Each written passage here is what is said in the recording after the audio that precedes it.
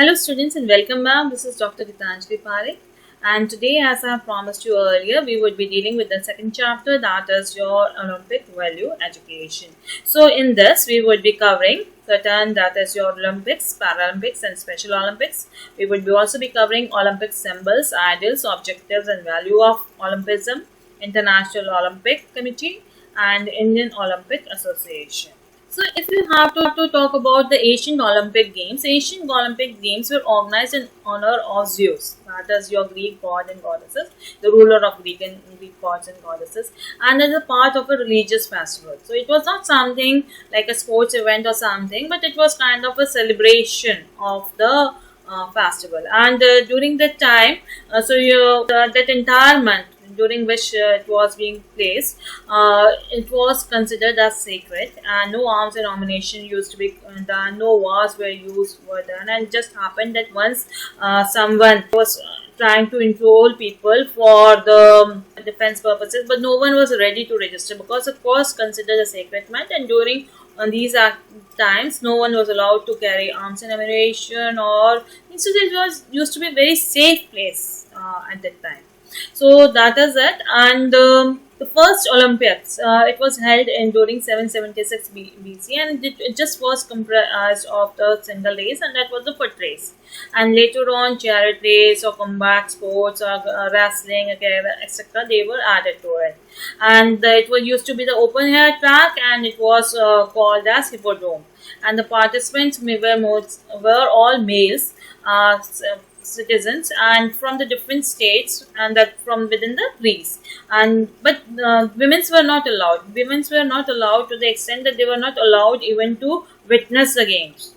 Means to say they were not allowed to see the view or view the games. And but there was a one loophole, and of which the Spartan king daughter, she took advantage of it, and that was that in chariot race, it was not the racer that was awarded, but the owner of the chariot, he was awarded the prize, or the competition, whatever they used to be. He used to be the winner.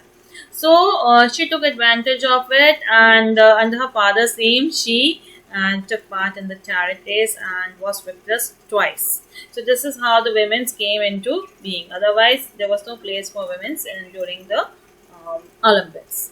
And initially, Olympic Games was only for a one-day event until 684 BC, and it was later on it was extended to 3 days and later to the 5 days.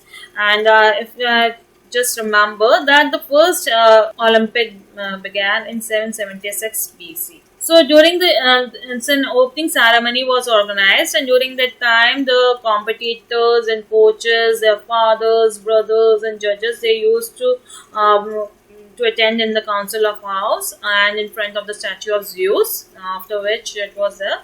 And then the competitors, they used to take oath that they will maintain an unfair means and would participate in the games as per the rules and regulations. The judges pledged that they would be fair and honest in the judgment during the game. So during the march past, the announcer or the commentator announced the father's name, or the name of the competitor, the father's name and the city from which the competitor in the public.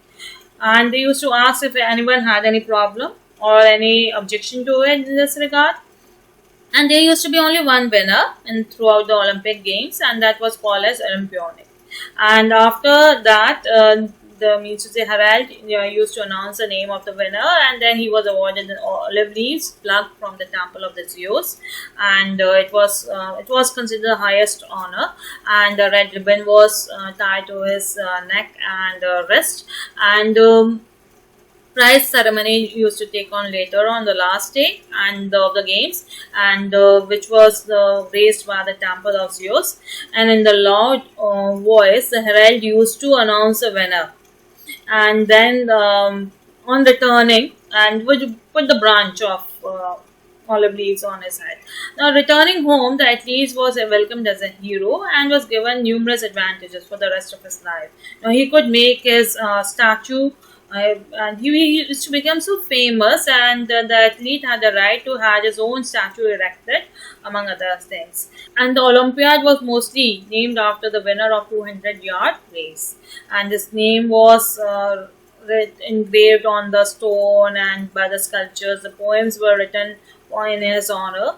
But in during 393 and or 394 AD, the Roman Emperor Theodosius, he legally abolished the games because of the corruption or the professionalism or the foul play the people had. Now we go on to the next topic, that is your modern Olympic Games. So it was only in 1503 years that the Emperor Theodosius I ordered the closure of the ancient Olympic Games, and once again the Olympic Games took place in 1896. So in Athens in Greece. So you can say so. After around 300 years, the games took place.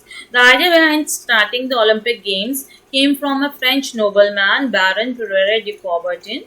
The Coubertin was greatly interested in education, and he believed that it was the young minds only can be cultivated if they are physically trained also, or if they participate in athletics or games, etc.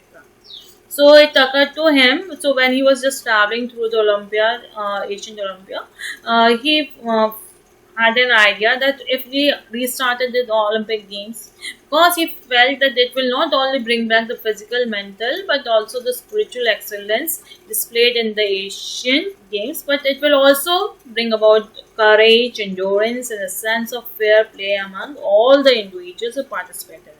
So he brought this idea and he started Olympic Games again.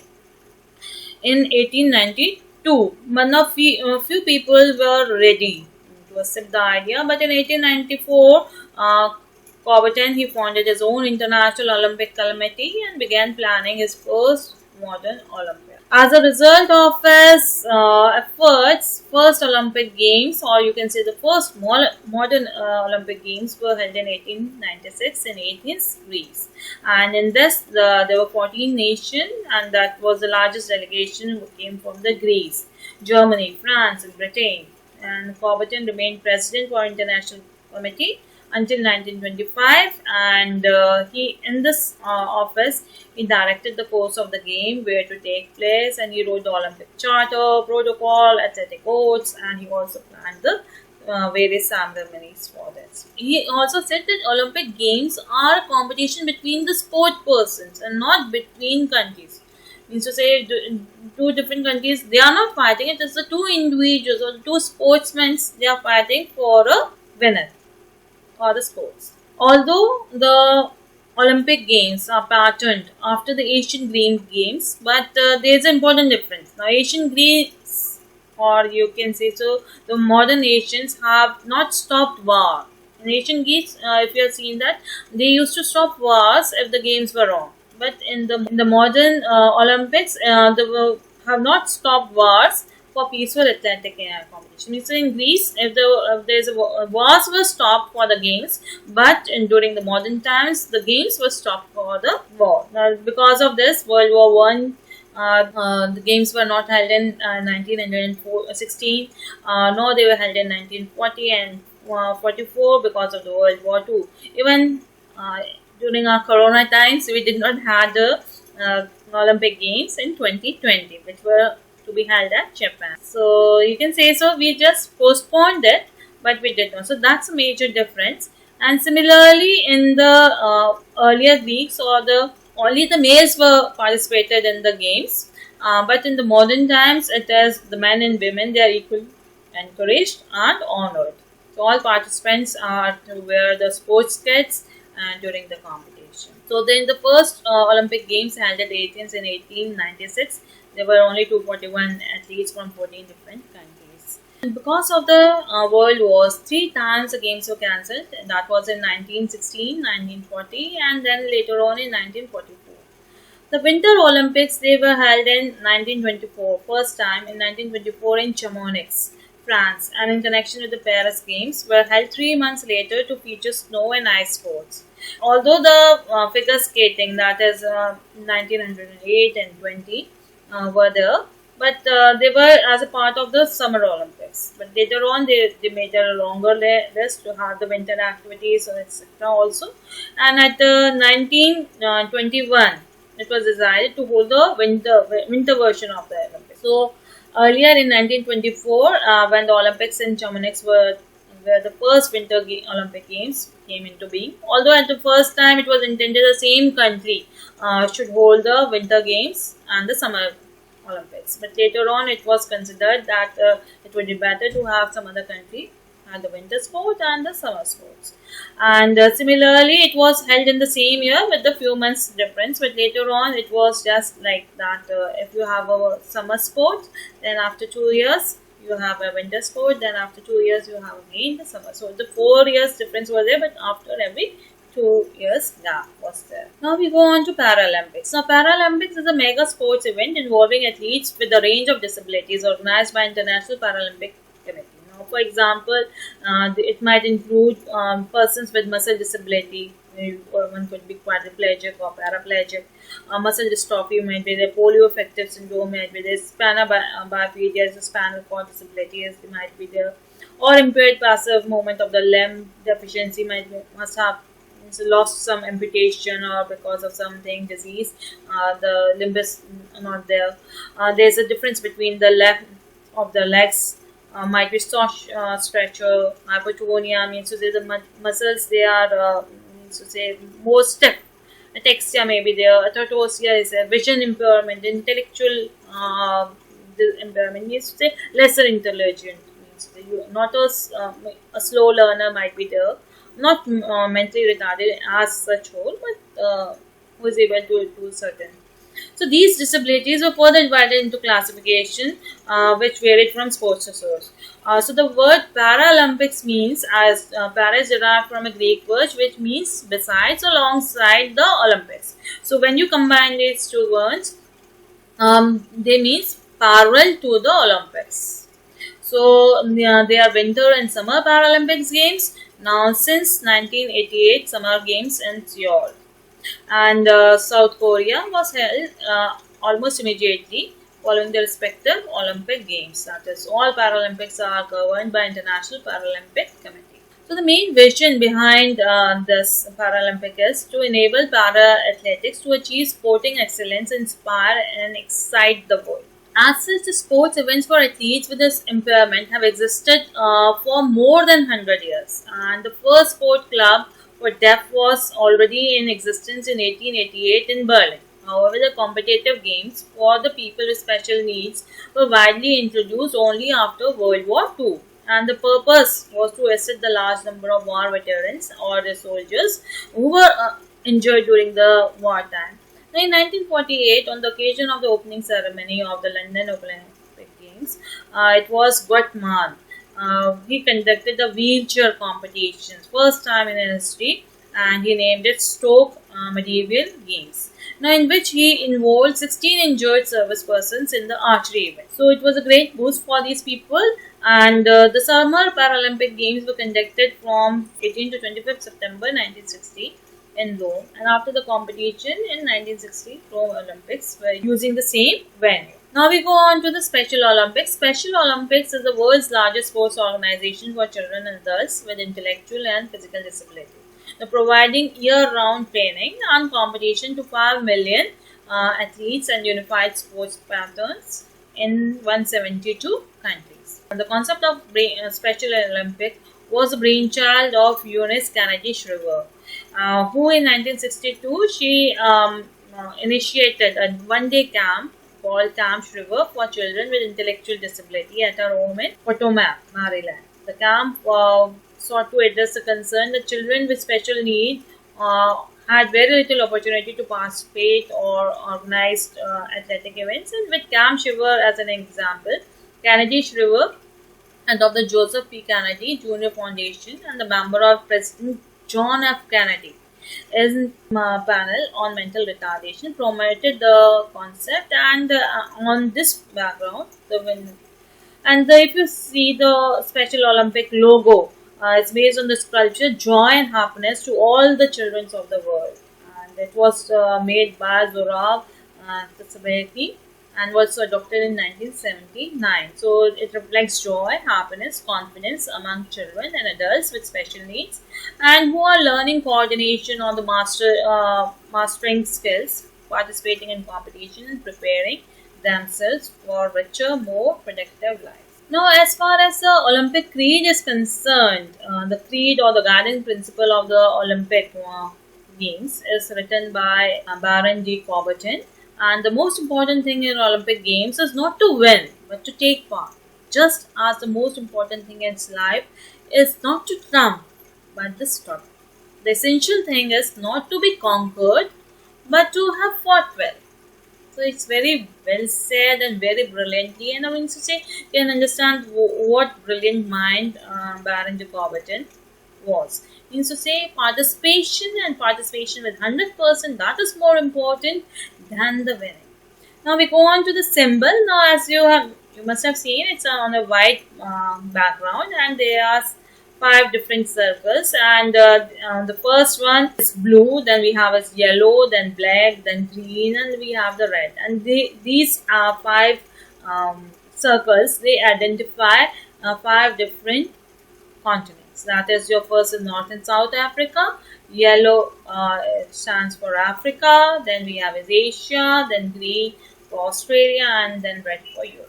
Similarly, the Olympic flag was again created by the Baron Coubertin in 1913, and it was released in 1914, and it's the same white background without any borders, and the symbol of 5 interlocked rings is placed in the center.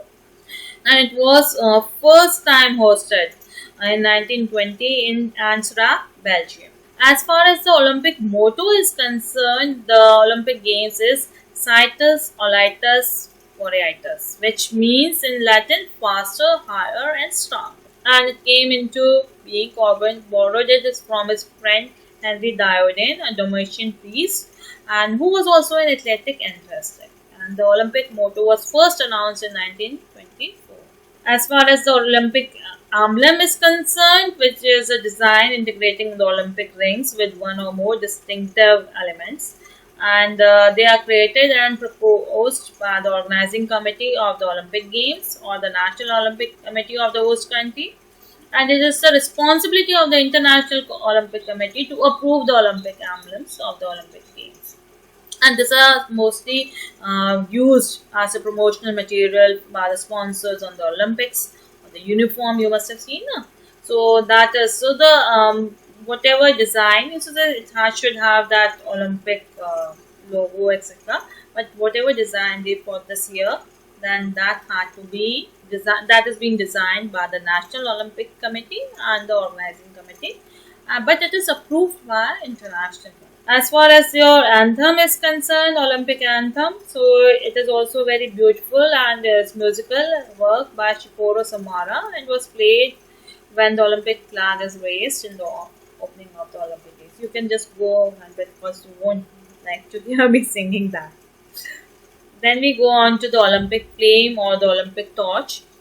And now it was first lit in 1928 at Amsterdam, Netherlands, and it is a continuity symbol of the ancient and the modern Olympics. The Olympic flame is lit in front of the ruins of the Olympic, the temple of the Hera of Olympia, by focusing the rays of the sun using a parabolic mirror. So because of this, from the husk, the fire ignites, and then the torch is lit. Now, once the torch is lit, it is not extinguished till the closing ceremony. Remember, the runners do not pass the same torch, so they carry the torch to the next bearer and they take away the torch back home. So, if the torch has to fly from one place to the another, from one city to the another, then it is being taken by plane. But in case it has to move around the city, then the runners, they run and take the plane. And it was only in something, I think, don't remember, I think so it was in 2014 that 2 Russian cosmonauts, they carried the torch outside the International Space Station some 200 miles above the Earth. So after the cauldron is lit, then the doves are released in the air as a symbol of peace. And it was done first in 1896. However, during the Winter Olympics, the white balloons are released because of the safety of the animals is concerned. However, it just happened, I just remember when I was very young, a very little girl in 1988 Seoul Games, the doves were released first, and the torch was lit later. And many of the birds we could see on the television, because as a live telecast we could see that birds burnt. There was a lot of mishap. So after that, it was decided that it is the torch which is lit first, and later on the doves are released. Then the athletes, they take the oath, and in that oath, originally in 1920, was primarily the declaration that all the athletes were amateur, and the wordings were revised over the years. But then the current, because of the doping people use, referring to the doping, and now the current vote is that in the name of all the competitors, I promise that we shall take part in these Olympic Games, respecting and abiding by the rules which govern them, committing them ourselves to the sports without doping and without drugs, in the true spirit of sportsmanship, for the glory of the sport and the honor of our team. The first time Olympic oath was taken in 1920 at Amsterdam, Belgium, by Victor Boyn, behalf of the participants. Now, as far as the Olympic award is concerned, so the first person is given the gold, then the silver, and then we have is the bronze. But however, they have made it practical that it should have means to say the national teams, they decide how to make and modify, etc. But they have just defined it that what the shape of the is usually circular, with the attachment of a chain or a ribbon diameter, a minimum of 60 millimeter should be there. Thickness which should be 3 millimeter. Material should be first place. The gold should be there, and if it is gold, then it should have 92.5% silver at least, and plated with 6 grams of gold. And if the second place, then it is a silver medal, then one should have the silver medal of 92.5% of silver. And the third place, 97% should be copper, and 0.5% and 2.5% should be silver. And the event details are also written or inscribed on the medal.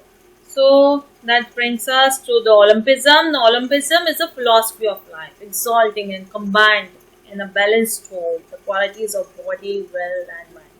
The blending sport with culture and education. It's not just a game; it's a way of life based on joy found in effort. So this is a beautiful definition, or you can say if you have to describe Olympics. The goal of Olympic movements is to contribute to building a peaceful and better world by educating youth through sports without discrimination of any kind, and in the Olympic spirit, which requires mutual understanding with the spirit of friendship, solidarity, and fair play. So now we go on to the fundamental principles of Olympism. So the first principle is Olympism is a philosophy of life, exalting and combining in a balanced whole. So now we go on to the Olympic values. Now Olympic Games are established themselves as a global celebration of sports and peace. You just have seen the Neeraj Chopra, how much, or any other Mary Kom or Siana, they are all very excited to participate in the Olympic and be there. So the three important core values of Olympism centers for the Olympic Games, and that is excellence, respect, and friendship. And these three core, to say, they can be divided into 5 educational values, and under 3 domains, that is your mental, emotional, and physical. First is joy of football. So first is your Olympic values, friendship. Now the friendship is the core of Olympic sport. So there should be friendship, brings Olympic and Paralympic athletes and people from around the world together in sport. They play, they compete, they build, and they break down their barriers, and they find joy. And they do not look into the differences of gender, ability, culture, race, or religion. So by welcoming everyone's differences, we are able to establish a stronger bond. Friendship can be the basis of connection between community for working together and supporting each other. Then we have respect. Now respect is not only for others, it is also for yourself, your body, for the peoples, for the rules and regulation, for sports, and for the environment. So in fact, respect is a strong point for friendship. So say if you do not respect yourself or the others, you cannot have a stronger friendship itself. So unless you have the understanding, the impact of your action, what positive or the negative they are going to, you cannot participate in community events. So respect includes what? It respects us not to offend or hurt someone by not letting them join in the game. So if you are saying no, you cannot join, you're hurting someone. Now, listening to and asking for ideas, opinions, and beliefs of everyone, boys, girls, people living with a disability. So you're respecting others. Now, when you ask opinions of each and every person, you're respecting others. Similarly, helping others to feel safe from violence like teasing, bullying, verbal, physical, and sexual violence. So that is again a kind of respect for others. Now, taking care of ourselves by choosing to eat healthy food, not the junk food which you all do, while getting enough of rest and exercise which you don't do. So you are respecting yourself. So being confident in ourselves to share and defend our ideas and feelings. That is again a self-respect. Then excellence. Now excellence means doing the best we can on the field of play or in a professional life. Now here winning is not important. Participation is important. Progressing and enjoying a healthy combination of body, will and mind, that is very important. So it is about having an ambition in life and through determination, effort and perseverance reaching that goal. Now, excellence is not only on sporting field. Now it can be in the classroom situation where all of you are participating and having your dreams fulfilled. Joy of effort. So according to the UNESCO Charter, every human being has a fundamental right to access a physical education and sport, which are essential for the full development of his or her personality. The freedom to develop physically, intellectually, and moral powers over physical education and sports must be guaranteed both within the educational system and in other aspects of social life. Otherwise, an individual, if forced to overexert, so the person should enjoy whatever he is doing. If someone is forced to do, no, you have to do this yoga, you have to do this game, then the one will always cherish bad memories about that thing. That is not. So joy of effort. Whatever you do, you enjoy. And it just reminds me of story of a small child from Kenya, and he was a 5-year-old child, and he had to walk 4 miles from his school from his home to the school, and there used to be no communication. So the public transport was not available. And after 2-3 years, the child started enjoying it, and he used to come back to his home during lunchtime, has his lunch back, and then go back to the school. And at the same time, not only he enjoyed this, there was an incredible aerobics improvement. And because of this, he became an international player. And after later on, he got a job in the Kenyan police also because of as a physical trainer. So this is how. So if the person enjoys something and does something, that's what I'm saying, the passion. Then there should be a fair play.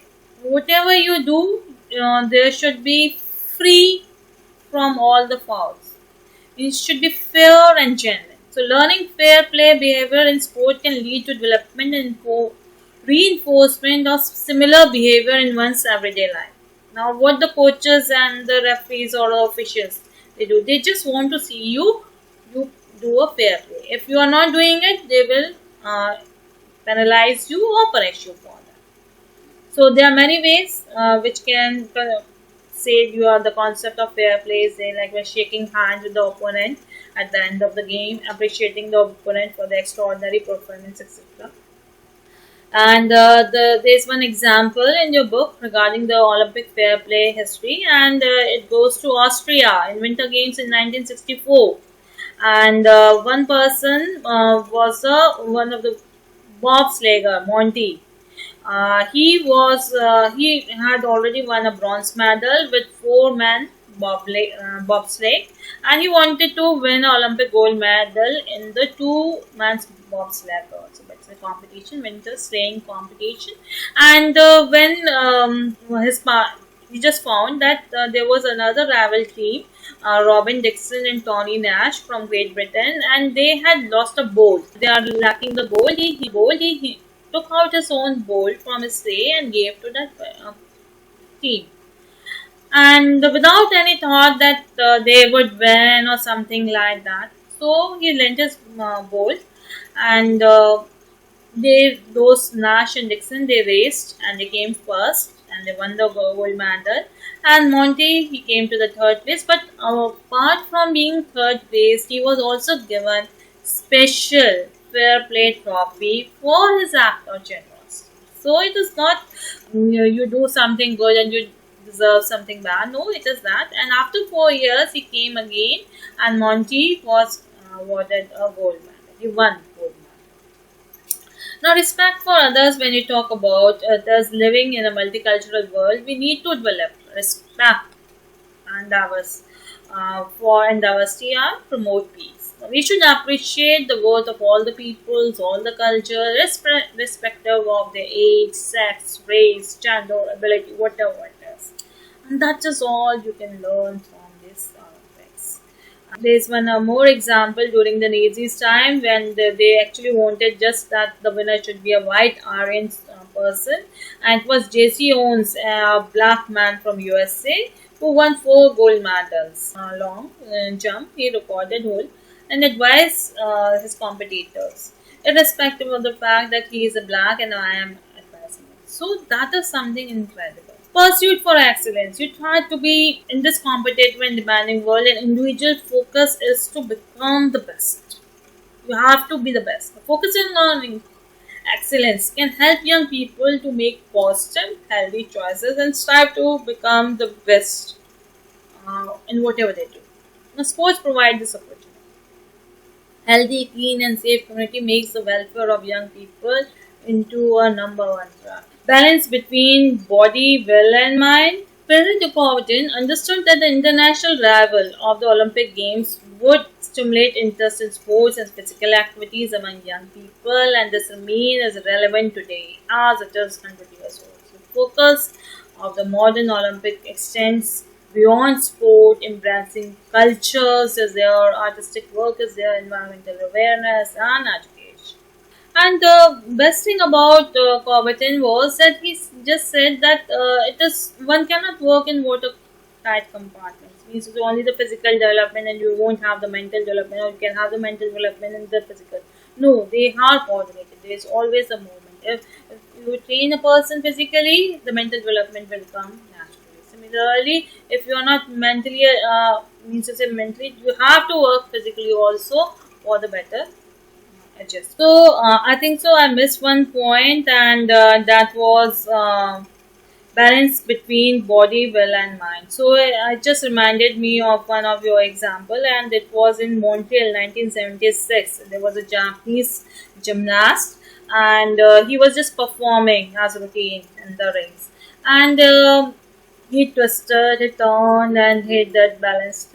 But after landing, he did that double somersault, and after that he landed on his both the feet. And after 3 seconds, he fall down, and everyone just came there. And then he told that he had broken his knee, but during the floor exercises, but because it was a schedule and he had to perform it, so he said, "No, I will do that. I had to do that." And but he never told about to his teammates because he felt that it might create some anxiety or they might get tensed, etc. Similarly, he did not. So someone said that why don't you take some medicine for that? So he said that if I took some painkiller, then I would have been rejected because of because of the doping effects. You're using drugs for the same purpose. So later on, he was not allowed to participate, but it created so much enthusiasm in that the entire team won the gold medal. So that is how. When we say balancing body minds. So regarding your International Olympic Committee is considered, earlier it was came into being on 23rd June 1894 and by Pierre de Coubertin and Demeritos Viclas as his first president. And the non-governmental and non-profitable organization situated in Lausanne, Switzerland. So the object of the IOC was to see that the vision, mission, role and responsibility are being carried out of the Olympic Charter. So we have is the mission and role of the International Olympic Committee. So now we will deal with mission and role of International Olympic Committee.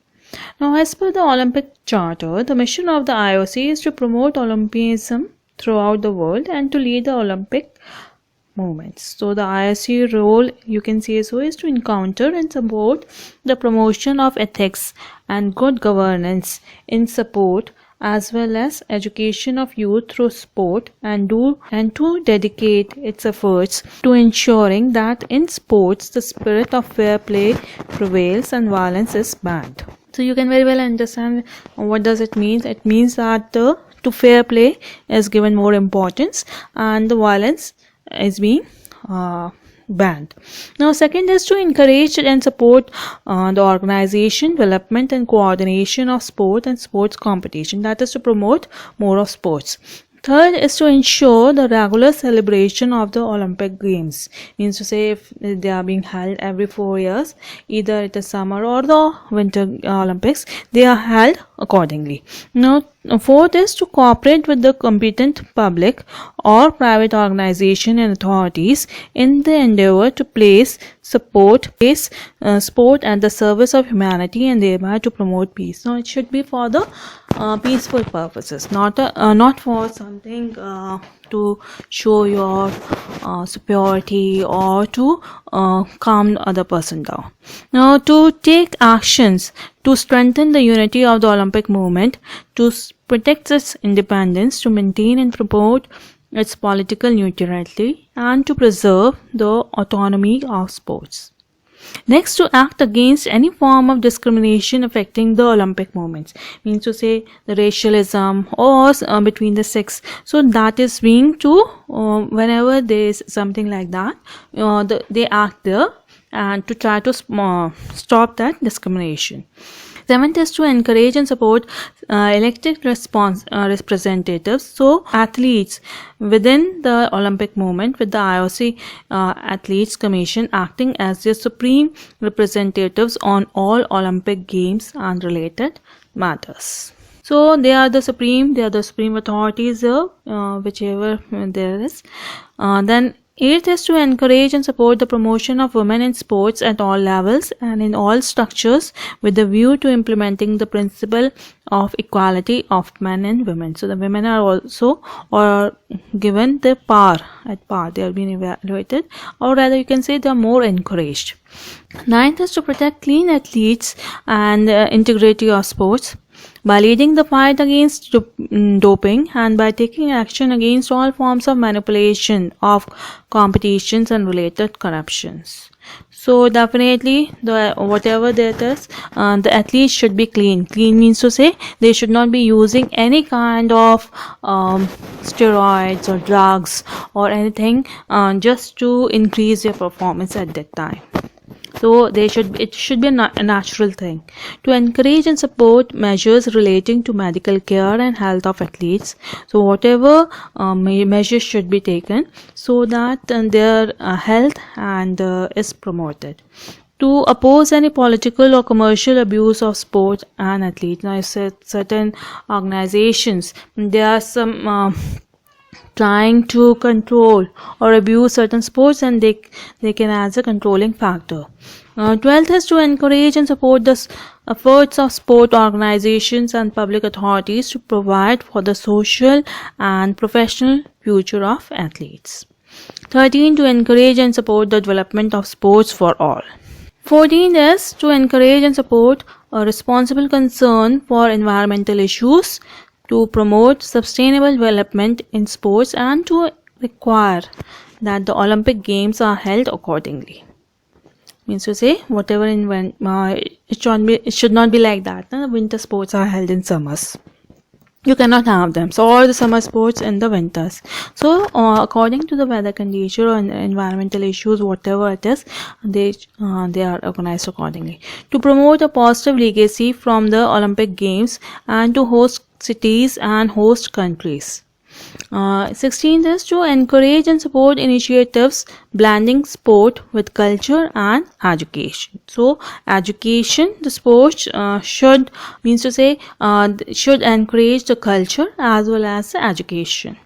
To encourage and support the activities of the International Olympic Academy, that is your IOA, and other institutions which dedicate themselves to Olympic education. So this was all about your International Olympic. So now we go on to the organization and setup of International Olympic Committee, and so it has three organs: the session, the IOC Executive Board, and the President. Now the session is the general meeting of the members of the IOC, which is considered as the supreme organ and which takes the final decision.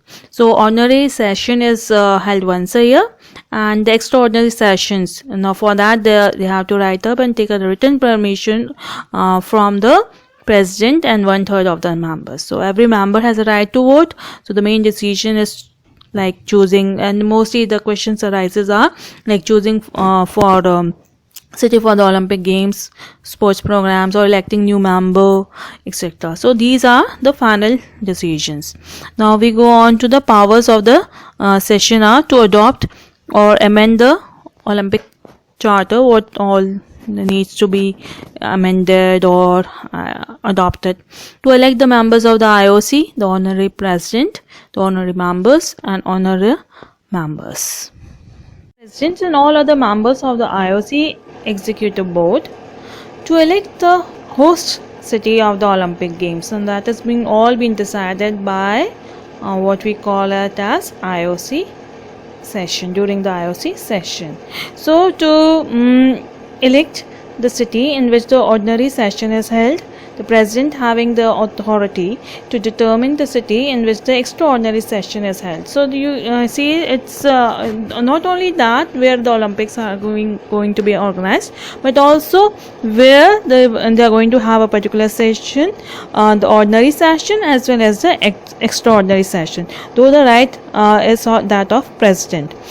To approve the annual report, the financial statements of the IOC, to appoint the independent auditor of the IOC, to decide on the awarding or withdrawal by the IOC of full recognition to or from NOCs, association of NOCs, if association of IFs, and other organization. So to expel IOC members and to withdraw the status of honorary president, honorary members, and the honor members. So this has all been done by your IOC session during the IOC. Now to adopt or amend the athletes' rights and responsibilities declaration upon recommendation of the athletes commission, and to promote respect for this declaration within the Olympic movement. And the last but not the least is to resolve and decide upon all other matters assigned by it by the law or by the Olympic Charter. So that was all about how the sessions are being done. The quorum is required for the session is half the total, means to say the half the total of whatever, if there are 100 members, so at least 50% of 50 members should be there for the session, and decision of the session is taken by the majority of votes, and each person gets one vote, means to say, is to contest. So the majority of 2/3 of the soft votes he casts is required for the modification of the fundamental principle of Olympism. So if you to change certain fundamental principle, then it is required that the 2/3 of the majority should be there. Fine. So that was all about it. Now we go on to the IOC executive boards. Now as per the Olympic Charter, it has to also perform certain duties, and it was founded in 1921 to manage the affairs of IOC. So the board consists of the president, 4 vice presidents, and the 10 members who are elected by the IOC members in the session by the secret ballot. Like just we have the election like that, the same way. So the executive boards undertake the responsibilities are, now it monitors the observance of the Olympic Charter, It approves all internal governance regulations relating to its organization. It establishes an annual report and the financial statement of the IOC in accordance with the International Financial Reporting Standards and Swiss law. So the Swiss law here comes into play now, which it submits to the session for the approval together with the report of the auditor. Now it submits a report to the session on its proposed change of rule or bylaw. It submits to the session the names of the person whom it recommends for the election to the IOC. Then it also establishes and supervises the procedure for accepting and selecting candidature to organize the Olympic sessions. It establishes the agenda of the sessions, and upon the proposal of the president, it appoints or diminishes the director general. The president decides on its compensation and may take sanctions. So it is upon the proposal, the president makes a proposal, then it appoints the director general. So it provides the safekeeping of all minutes, financial statements and other records of the IOC in compliance with the law, including minutes of all sessions, IOC executive board and other commissions or working group meeting. It also takes all decisions and issues regulation of the IOC which are legally binding and in the form it deems upon appropriate, such as for instance codes, rulings, etc., norms, guidelines, manuals, etc. So that's been done. Now it organizes periodic meeting with the IFs and with the NOCs at least once every 2 years. Now such meetings are chaired by the IOC president, who determines the procedure and the agenda after consultation with the relevant bodies. Now it creates and confers honorary distinctions of the IOCs. It exercises all powers and performs all duties not attributed by the law or by the Olympic Charter to the session or to the president. So as far as the president is being concerned, is elected by the IOC members in the session through a secret ballot for a period of 4 years, and then thereafter it can be renewed for another 4 years. The president is the representative of IOC and is responsible for organization and preparation of all executive meetings. He may give his power to the director general and he may execute whatever activities have been designed on behalf of the IOC.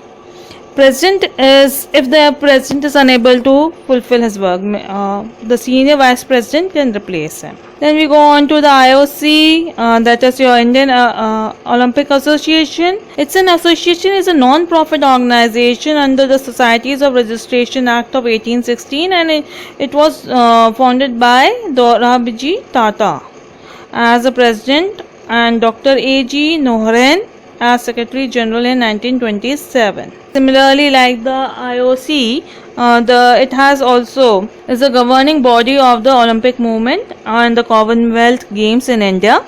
It is affiliated member of the IOC, then the Common Games Federation, Olympic Council of Asia, and Association of National Olympic Committees. Now, it is recognized by the Ministry of Youth Affairs and Sports. The members of the IOA include National Sports Federation affiliated with the International Sport Federation, whose sport is included in the program of the Summer and Winter Olympic Games. National Sport Federation affiliated to International Sport Federations, whose sport is not included in the program of Summer and Winter Olympics but is included in the program of Asian or the Commonwealth Games. They are also included, so both you can say so. Those who are not included and those who are not included in Olympics but for the Asians and the Commonwealth Games. The Indian citizens who are members of the International Olympic Committee, two, that is one male and one female active athletes or retired athletes having take part in the Olympic Games, subject to the condition that the retired athlete must retire from the post latest by the 3rd of the Olympiad after the last Olympic Games in which they took part. State Olympic Associations, Union Territories, Olympic Association, Service Sports Control Board, National Federation of the Indian Game, that is your Kho-Kho. As far as your objectives of the Indian Olympic Association is concerned, according to the Constitution of Indian Olympic Association, the objectives are: first, the Indian Olympic Association being part of the Olympic movement has to undertake and respect the provision of the Olympic Charter, the Olympic movement, that is your World Anti-Doping Code, and to abide to the decision of the International Olympic Committee. In that we have three gain sub division, that is a national level, at national level to participate in events to promote peace and to promote women in sports. B, to develop, promote and protect the Olympic movement in India in accordance to the Olympic Charter, and to support and encourage the promotion of sports ethics, to fight against doping, and to demonstrate a possible concern to environmental issues. Second was to promote and encourage the physical, moral and cultural education of the youth of the nation for the development of character, good health and good citizenship, so that they become much better results. To ensure all rules and regulations of the International Olympic Committee and the Indian Olympic Association, and not to indulge in or associate with any activity which is in contradiction with the Olympic character. So they have to go according to that of the Olympic character, that whatever things have been going on, that is according to the Olympic character. To follow, observe and uphold the premise and domination of the Olympic Charter in case of any contradiction between in and the rules, bylaws and the constitution framed by the Indian Olympic Association.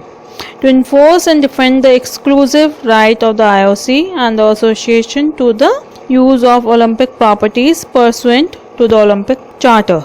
Sixth is to be the official organization is in complete and sole charge of all Olympic matters in the country, to educate the public of the country as to the value of the sport, what's the importance of sports in one's life, in cooperation with National Sport Federation to guard and enforce the applicable rules.